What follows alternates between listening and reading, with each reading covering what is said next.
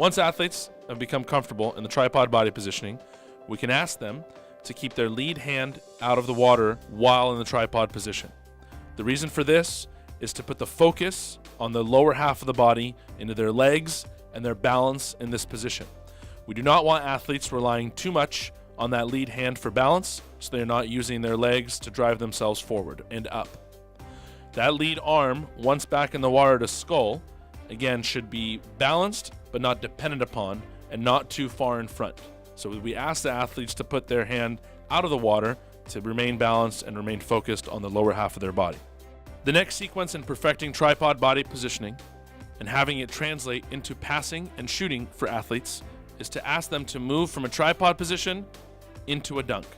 Athletes will rise up on their legs and shift all of their momentum forward in their upper body, so their chest moves forward and their bottom moves backwards. So again, the athletes will rise up, move forward to dunk the ball, chest forward, bottom back, and then repeat over and over on a lap of 25 meters. Notice while the athletes are doing this, they are not letting go of the ball or losing control of the ball.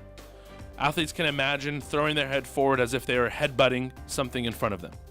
When working on this tripod body positioning and your overall vertical game, don't forget these key points. Number 1, remain balanced at all times. This includes your legs, your sculling hand, and opening up your shoulders in this body positioning. Number 2, keeping a consistent breath.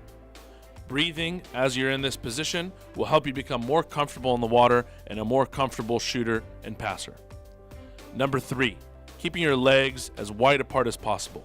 As mentioned, for right-handers, your left leg in front and your right leg behind, keeping a great width. It'll give you more force as you move up and laterally. And lastly, keeping your wrist and ball facing forward.